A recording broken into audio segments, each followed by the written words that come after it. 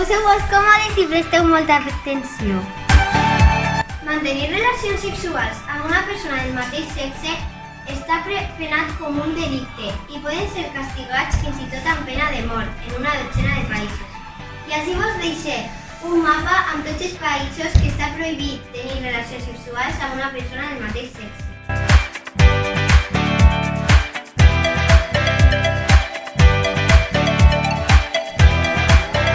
Però mira, què vol dir LGTBI?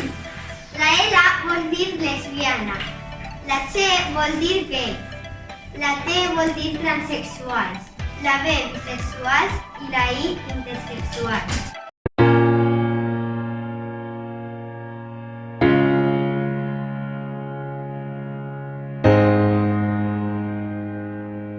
A més de la pena capital dels 193 països que fan la ONU, 68 d'ells prohibeixen les relacions sexuals entre persones del mateix sexe.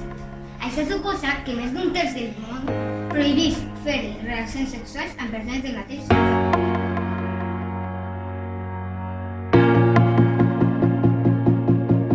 La majoria d'aquests es troben a Àfrica i a Àsia.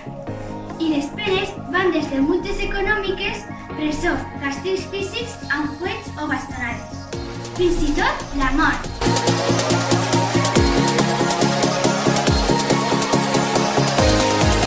I a Yemen, el Codi Penal recull una pena de 100 bastonades o 100 fuetades a aquells que practiquen el coit entre persones del mateix sexe.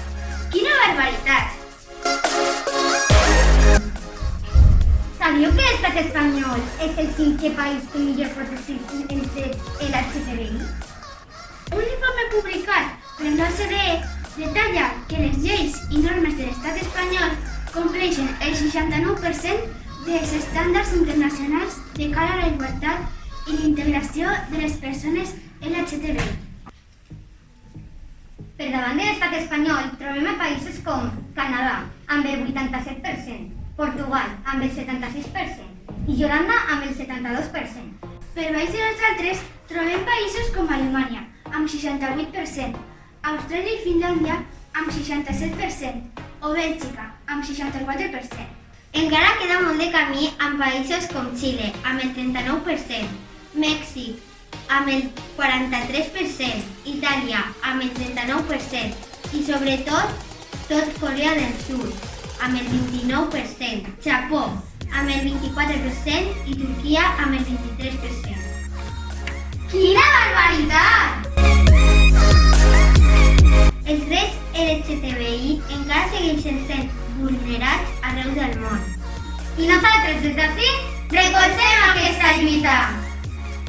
Per a més vídeos, subscriviu-vos al canal, Doneu-li un like i activeu la campaneta. Adeu!